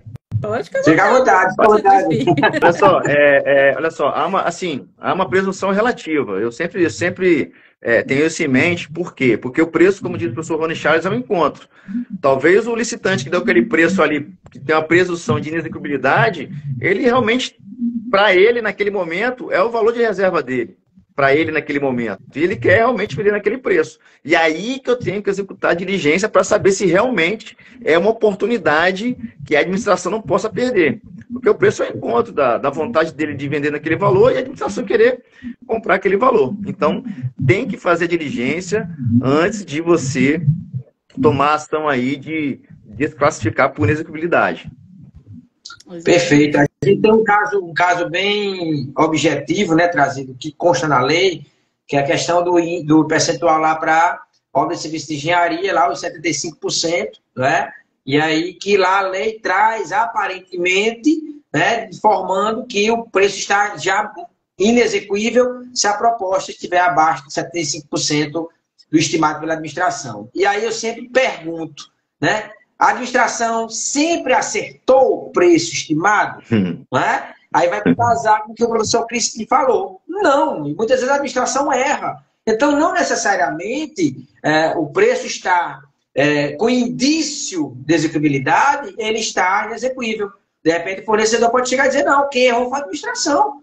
Né? Eu gosto muito de, na sessão pública, exatamente observar a análise de execuibilidade, analisando os lances dos demais licitantes, primeiro, segundo, terceiro, quarto, quinto. Se todo mundo está chegando junto e está lá com 70%, 65%, mas todo mundo chegou junto, alguma coisa está errada, talvez com a administração e não com o mercado. Né? Então é exatamente isso, concordo com o professor Crispim, sempre diligenciar, e até porque o artigo 59, quando ele fala de classificação, ele fala lá, né, se tiver vício sanável, você não desclassifica. E é claro, quando ele diz que você vai desclassificar, quando o licitante não comprovar a execuibilidade. E você tem que permitir que ele comprove lá a execuibilidade. Isso mesmo. Professor Berílio também está aqui acompanhando nossa live. Isso aí. Um dos amigos aí que está desde o início aí conosco também, né, professor Crispim? Sempre presente. Todas as lives, professor Berílio. É isso mesmo. Bom, gente, vamos lá que a gente já tem algum tempo aqui de live. Se o sistema não derrubar a gente vai conversando aqui. Próxima. O que o pregoeiro deve fazer se a licitante enviar os documentos de habilitação na etapa de julgamento? E se o pregoeiro consultar o SICAF, já pode julgar a habilitação? Professor Leonardo. E aí, professor Leonardo. Vamos lá. Olha só. Seguindo a IN 73, a própria IN 73, ela fala que a habilitação é verificada no SICAF. Ela é bem clara com relação a isso aí. Mas logo em seguida, ela diz o seguinte, aqueles documentos que não estiverem no SICAF, você vai solicitar ao licitante. E aí, casando com o que a lei traz, que a lei exige, né, e diz assim, olha, na etapa de habilitação é a etapa onde eu vou exigir, onde o licitante vai apresentar a habilitação, então é uma conjunção de informações. Não é? De forma prática, minha ação, iniciei a etapa de julgamento, eu já verifico o SICAF e abro o prazo para a empresa apresentar a sua proposta ajustada. Por que eu vou olhar o SICAF? Porque olhar o 6, né? Agora olha no 6 também, que está vinculado com o SICAF, para ver se a empresa tem algum impedimento de licitar que impacte no meu órgão. Não está, mas eu verifiquei que está toda a documentação da habilitação, vou julgar a proposta na etapa de julgamento. Em seguida, etapa de habilitação. Mas eu só posso declarar habilitado ou inabilitado, mesmo que eu tenha feito uma pré-análise no julgamento, na fase própria, que é a fase de habilitação. Queria trazer aqui, eu fiz até um post aí no meu Instagram sobre esse tema. O que eu vejo que ocorre muito hoje em dia é que o licitante ele já envia a proposta e os documentos de habilitação. E aí o pregoeiro ele vai iniciar a análise daquela proposta e talvez fique ali tentado em classificar se a proposta atender ali as especificações, e quando ele vai para a fase de habilitação, ao invés dele solicitar os documentos, ele entende o seguinte: não, o licitante já enviou os documentos junto com a proposta, já tenho condições de iniciar aqui o julgamento aqui, a análise da habilitação. Aí vai o SICAF, pega aqueles documentos que ele enviou junto com a proposta e inabilita talvez o licitante. O que o licitante pode fazer? Ele pode se insurgir e dizer o seguinte: olha, mas o senhor não solicitou de mim na fase de habilitação, não me solicitou os documentos de habilitação. Então, muito cuidado. Mesmo que o licitante envie os documentos de habilitação junto com a proposta, atende a julgar a proposta no julgamento da proposta. Abre a intenção de recurso em fase daquela classificação. Vai para a fase ali de habilitação. Na fase de habilitação, mesmo ele tendo enviado os documentos, o que eu faço? Eu solicito a ele os documentos de habilitação. Tá ok? Para que ele tenha o direito de mandar os documentos de habilitação. E se ele esqueceu algum documento de habilitação junto com a proposta? E aí, vai fazer o quê? Você vai inabilitar e beleza? Ele vai falar: não, mas o senhor não solicitou de mim os documentos de habilitação. Eu enviei errado. Eu quero o meu direito de enviar agora o documento de habilitação. E aí você vai arrumar um problema. Então, julgamento da proposta, analisa ali as condições de impedimento de participar ou não daquela licitação, abriu fase de intenção de recurso da proposta, vai para a fase de habilitação, solicite os documentos de habilitação, dê o prazo dele correto, e se ele repetir os documentos, aí ok. Você deu para ele o prazo, ele repetiu os documentos. Ele repetiu os documentos, não enviou todos os documentos, aí você tem condições mais seguras de inabilitar aquele licitante. Perfeito, Exatamente. perfeito. Lembrando Eu, na que verdade, ele tem um direito, né? faço o seguinte. Eu até comentei com vocês que ia informar como é que eu faço aqui na sessão, né? Sim, pode falar. Eu faço o seguinte: eu dou a deixa para o licitante na etapa de julgamento, na verdade. Eu já dou a deixa. Eu peço a proposta, eu uso a expressão que eu digo assim: senhor licitante, tem um textozinho padrão que a gente sempre utiliza, né? Do prazo de tal, 2 horas, anexo proposta com documentos habilitados, com a folder, catálogo, planilha. Caso o senhor tenha interesse, o senhor já poderá enviar os documentos de habilitação que não estão no SICAF ou estão desatualizados. Por que eu faço isso? É porque eu vou já julgar a habilitação na etapa de julgamento, eu vou fazer uma pré-análise. Por quê? Porque, olha só, se eu faço uma pré-análise na etapa de julgamento e eu vi que, de repente, a habilitação técnica não atendeu, no SICAF só tem um balanço, e ele não mandou, e eu pedi balanço no meu edital, vai casar exatamente com o que o professor Crispim falou. Quando eu chegar na habilitação, eu já tenho feito uma pré-análise da documentação, eu já sei o que está faltando. E aí, na etapa da habilitação, eu vou dizer: senhor licitante, olha, sua proposta está aceita, no entanto, da pré-análise, observando se o senhor não atendeu a isso, a isso, a isso, a isso. Agora, nesse momento, o senhor vai ser convocado para apresentar sua documentação. Por que eu acho isso uma boa prática? Por quê? Porque eu estou dando já uma oportunidade ao licitante a ele já corrigir e apresentar aqueles documentos que, de repente, não estavam no SICAF ou estavam vencidos. Não é? Então, se eu já analiso previamente, eu já posso lá na habilitação fazer isso aí. E outra coisa que eu fujo, e o que eu tenho percebido muito isso, eu fujo da discussão de documento novo, né? Aquela discussão de solicitar documento novo. Por quê? Se ele mandou no julgamento, o julgamento eu fiz uma pré-análise, ele mandou porque quis, eu dei a dica lá. Quando eu peço tudo novamente na habilitação, e ele vai apresentar, de repente, documentos novos que não apresentou inicialmente, ninguém vai poder me dizer que eu permiti documento novo. Por quê? Porque foi a primeira vez que eu pedi na etapa da habilitação, que é a etapa própria. Né? Então, eu percebi que, e é uma prática, que eu faço isso desde o decreto 5.450, o decreto antigo do pregão eletrônico, eu sempre fiz isso. Né? E tenho evitado muito recurso. O recurso do concorrente, foi documento novo. Não, ele me apresentou aqui e depois completa aqui. Eu dou também essas orientações, prestigiando também o princípio da isonomia. Eu não deixo claro que estou favorecendo. Estou prestigiando o princípio da isonomia e buscando a proposta apta a gerar um resultado mais vantajoso da administração. Então, também, às vezes, eu dou esse toque ali, né, para poder o licitante se atentar. Exato. Ó, o Olha, o Rodrigo até falou professor aqui, ó. Ronaldo Corrêa chegou para treta aí agora, viu, pessoal? Vamos O, lá. o Rodrigo que falou, né? Permite que o licitante envie 2 vezes documentos de habilitação, não seria conflito com o artigo 64? Tanto que não, ele mandou na etapa de julgamento porque ele quis. Né? A etapa que nós vamos exigir dele a documentação de habilitação é na etapa de habilitação. E seja bem-vindo, professor Ronaldo. Sou Ronaldo na área aí, ó. Mestre. Exatamente. E assim, acaba permitindo também que ele faça o saneamento, né? De algum equívoco ali, algum erro no envio da documentação dele, da apresentação da documentação também, sem que haja prejuízos ali para a administração. Afinal de contas, a gente visa a proposta mais vantajosa, certo? Então, continuando aqui, vamos à próxima pergunta para a gente encerrar. Deixa eu ver aqui, eu vou pegar a Lei 14.133 prevê que a intenção de recurso deve ser manifestada de forma imediata, mas não diz imediata a quê? Imediata à inabilitação, imediata após a etapa de julgamento, imediata após a declaração do vencedor. E aí, meus amigos? É imediata a quê? Nós conversando hoje, foi, professor Crispim, exatamente, foi uma questão bem, né, bem interessante, né? A lei fala de forma imediata, né? Aí nós temos lá o ato de habilitação, o julgamento da proposta. E aí nós temos o IN 73, onde a IN 73 cria 2 momentos para a interposição de recurso, né? É a história da norma, né?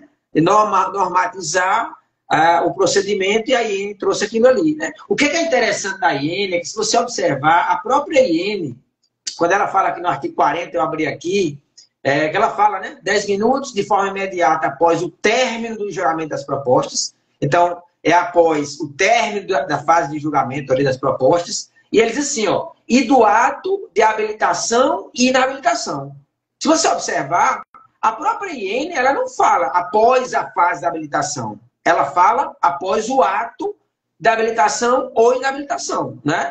Então, assim, se quisesse criar treta, né? Pegando a deixa do professor Ronaldo, quisesse criar treta, era para acontecer o seguinte: inabilitei o licitante, já era para abrir para ele interpor recurso, né? Exatamente. Pelo próprio texto da lei 73, né? Então, e particularmente, eu acho que o melhor caminho deveria ter sido feito o caminho da lei 10.520, né? Regulamentar que fosse declarou vencedor, interpor recurso. Né? Eu confesso que eu não acompanhei a justificativa do porquê ter 2 momentos de intenção de recurso. Né? Isso, inclusive, eu entendo que cria até discussões no sentido de que o cara clicou, porque agora não tem mais necessidade de escrever motivação, é apenas um clique lá no sistema, então passou a etapa de julgamento. Aí tem aquele licitante desatento, que deixou a sessão rolar, terceiro colocado lá, que não está nem aí com a sessão, deixou a etapa de julgamento. E quando for na etapa de habilitação, ele clicou lá porque ele quer interpor de algum motivo que ele nem leu o documento algum. E aí, quando vem na fase recursal, que ele vai ter os 3 dias, ele vem analisar a planilha, proposta, e aí ele vem trazer razões de recurso da fase de julgamento, quando, na verdade, ele interpôs recurso para a habilitação. Então, eu não sei até que ponto isso aí prejudicou mais do que ajudou se tivesse sido jogado lá para declarar o vencedor e interpor recurso. Máximo respeito aí à instrução normativa, também entendo que não tem muito sentido haver 2 momentos para a intenção de recurso se há um momento que eu vou ter que apresentar as razões recursais. Não faz sentido ter duas manifestações se em um momento concentrado que eu vou apresentar razões recursais. E qual seria o impeditivo de eu manifestar uma intenção de recurso, a segunda, a posterior, e nesta manifestação aqui, me insurgir contra, vamos supor, que começou com preço, proposta.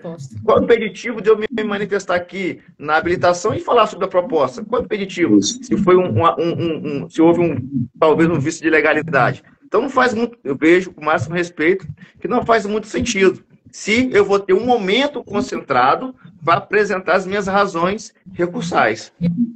De toda forma, eu acredito que que nós, né, que já atuamos já à frente aí, a gente não vai deixar nunca de apreciar aquele recurso, independente do clique que foi dado, né? Se foi na etapa de julgamento, na habilitação, a gente vai sempre analisar, né? Pegando o gancho aí da fala do professor Ronaldo e do Daniel, né? Principalmente se o recurso tiver fundamento, jamais a gente vai não analisar aquele recurso, né? Ficou esquisito. Vocês entendem que esse novo procedimento de 2 fases de recurso, ele pode fugir um pouco daquela questão que a gente tinha antes, como da agilidade na sessão, porque o pregão, nesse formato, ele trazia para a gente uma certa agilidade na contratação. Quando eu trago 2 momentos de recurso, sendo que eu vou analisar somente no final de concluídas as 2 fases, as razões daquele recurso, e se, como o professor colocou, o professor Crispim bem colocou, e se for um recurso com relação à proposta, eu não vou ter que voltar à fase para mim poder corrigir aquele ponto que foi jogado no recurso lá da proposta. Então, assim, eu acredito que já que é para ter 2 fases, poderia já ter aberto ali, faz aquela análise e já corrige ali mesmo, naquele ato, antes de avançar. Porque aí você avança, analisa e volta novamente a fase. E aí eu vejo que se torna mais moroso do que ágil, né? Assim, é uma visão que eu tenho, né? Atuando aí nessa fase da licitação. Mas eu não sei se os demais colegas corroboram da mesma ideia ou não, né? Então, fiquem à vontade para discordar também, viu, meus amigos? De fato, dá atrasa, porque o item, principalmente com relação ao item, o item, se você jogar a proposta, vai ficar ali na fase do tempo de manifestação de intenção de recurso, você não consegue tratar da fase de habilitação enquanto aquela manifestação de intenção não cessar. Então, de fato, perde um pouco de tempo aí, um pouco de celeridade, em decorrência da manifestação, do tempo que está decorrendo ali para aquela manifestação de intenção de recurso se estabelecer. Exatamente. De fato, só mais uma vez aqui, uma fala. Existem 2 momentos para manifestar a intenção de recurso na instrução normativa 73 de 2022, SERGES, o julgamento da proposta e da habilitação, e um momento único de apresentação concentrado das razões recursais. O momento é único de apresentar os fundamentos pelos quais se insurgiu, tanto do preço ou quanto dos documentos de habilitação. Perfeito. E aí, pegando, só para fechar, o gancho no começo da nossa live, quando falamos dos regulamentos dos municípios, né? Se você não utiliza o Compras, porque você não está amarrado aí no 73, você utiliza um outro sistema que permite você regulamentar de forma diferente, eu entendo que você pode regulamentar a sua intenção de recurso pós declaração de vencedor e seguir, contanto que o sistema que você vai utilizar possa suportar essa fase de intenção única pós declaração do vencedor, como era lá antes no pregão, né? Excelente. Perfeito, então. Bom, meus amigos, a gente já está chegando ao final. Vou abrir o espaço aqui agora para o professor Leonardo, professor Crispim, deixarem suas conclusões finais e suas dicas finais também. Fiquem à vontade, tá? É o momento agora de vocês. Vamos lá, professor Leonardo, pode começar. Primeiramente, agradecer mais uma vez, né? Segunda participação nesse projeto fantástico, né? Já falei no começo que admiro demais os dois, tem encampado esse projeto, cada live, né? Com assunto bem relevante e com questões sempre de forma prática do que fazer e do que não fazer, né? Do que fazer e do que não fazer. Então, só agradecer aos amigos que passaram por aqui, que contribuíram, né, que vieram auxiliar a live, essa ideia da live, né, trazer essas discussões da lei. Espero que tenha sido proveitosa. Vou fazer um jabá, como diz aqui, né, lembrar que estamos com a 9ª turma do curso Formação da Agente de Contratação e equipe do planejamento, juntamente com o professor Abimael Torquato, nossa 9ª turma, aqui em João Pessoa, nos dias 17, 18 e 19 de fevereiro, no Atlântico Praia Hotel. O professor Abimael vai ensinar de forma prática, objetiva, a fase de planejamento. e eu fico com a fase externa, contratação direta e procedimentos auxiliares. Então, ficam convidados, quem tiver interesse, me busca aí no direct, né, que a gente encaminha as propostas e com preço até diferenciado a partir de 3, 4 inscrições no mesmo órgão. Obrigado. Perfeito, professor. Professor Crispim. Quero deixar uma dica aqui, ó. Nosso livro aqui, ó, Pregoeiro de Agente de Contratação. Tá para sair um novo livro aí, a nova edição, e o novo livro de estudo até preliminar. Aí o integrante da Repalc. Isso aí eu comprei, isso aí eu tenho aqui comigo. Integrantes da Repalc, ok? Deixar aí meu grande abraço a todos que participaram da live aí, professor Ronaldo também presente aí, professor Sérgio, professor Berílio, todos que participaram aí, ajudando, questionando, mandando as dúvidas. Espero ter, de alguma forma, ajudado vocês aí. Fica meu grande abraço. Até a próxima live do projeto, salvo engano, vai ser sobre recursos, tá? Professora Carmen Boaventura, prepare aí, hein? Pra cima, hein? Força e coragem. Isso mesmo, pessoal. Como o professor Crispim fala, força e coragem, vamos lá que nessa jornada aí do saber, ele só se multiplica, porque a gente está numa área que ela não é estável, né, gente? A gente não vai dizer assim que você recebeu, tudo que você recebeu de conhecimento hoje vai ser isso para o resto da sua vida. Não, ela está sempre em evolução, em constantes mudanças, então, assim, é constante, treinamentos, capacitações, buscando informação, se aperfeiçoando cada vez mais. Aproveite a oportunidade que o professor Leonardo comentou sobre o treinamento que vai ter agora. Façam capacitações gratuitas, comecem a gerar discussões, reflexões sobre as contratações públicas do seu ente, ou até mesmo de outros entes, mas que não numa forma de crítica, mas numa forma de reflexão, até mesmo para as suas contratações e dos demais amigos, que também possa fortalecer essa área aí das licitações, que é um desafio para todos nós que já atuamos há algum tempo e aqueles também que estão chegando, ok? Como dica, eu vou deixar aqui já no finalzinho para todos. Sigam aí as nossas redes sociais, a página do professor Leonardo também, que a gente sempre traz bastante dicas, tem sempre dica de lives, de várias situações que vêm acontecendo aí no mundo das licitações. E também aproveitar que o professor está aqui na live hoje com a gente e deixar aqui um convite para ele, professor Ronaldo, participar aí conosco, né, de uma futura live aí que seja. Já está convidado aí, professor Ronaldo. Exatamente, para gerar aí uma tretazinha aí, né, sobre esse universo aí das licitações aí. A gente está aqui para debater, para ouvir e formar opiniões também. Então, galera, muito obrigado aí a todos que participaram, que acompanharam, que passaram por aqui. Então, só temos a agradecer. Essa é a primeira de muitas que ainda virão. Então, temos aí 2025 ainda para trabalhar. E sejam todos bem-vindos. Um abraço e até a próxima, pessoal. Tchau. Um abraço. Tchau.